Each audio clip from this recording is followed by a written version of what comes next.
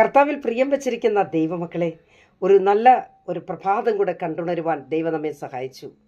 ദൈവത്തിന് നമുക്ക് നന്ദി നിറഞ്ഞ ഹൃദയത്തോടുകൂടി ദൈവത്തെ നമുക്ക് സ്തുതിക്കാം. നമ്മളെപ്പോലെ ജീവിക്കാം എന്ന് ആഗ്രഹിച്ചവരിൽ പലരും മരിച്ച് മൺമറഞ്ഞ് ലോകത്തിൽ നിന്നൊക്കെയും മാറ്റപ്പെട്ട് കഴിഞ്ഞപ്പോഴും അനേകർ തീരാ രോഗികളായി കഷ്ടപ്പെടുന്നു. ഹോസ്പിറ്റലും മറ്റുമൊക്കെയായി അഭയം പ്രാപിക്കുന്ന സന്ദർഭങ്ങൾ പലരുടെയും ജീവിതത്തിലുണ്ടായിരുന്നു. എന്നാൽ ദൈവമായ കർത്താവ് നമ്മായിരുന്ന സ്ഥാനങ്ങളിലൊക്കെ നമ്മളെ കാത്ത് സൂക്ഷിച്ചു, പരിപാലിച്ചു. ഒരു പുതിയ പ്രഭാതം കൂടെ കണ്ടുണരുവാൻ ദൈവം നമ്മെ സഹായിച്ചു. നമുക്ക് ഈ പ്രഭാതത്തിൽ ദൈവത്തെ സ്തുതിക്കാമല്ലോ.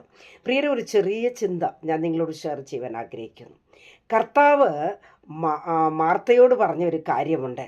മാർത്തേ, നിൻ്റെ തലയിൽ മുഴുവൻ വിചാരമാണ്, എന്നാൽ നിൻ്റെ സഹോദരി മറിയുണ്ടല്ലോ, അവൾക്ക് ഒരു വിചാരവുമില്ല.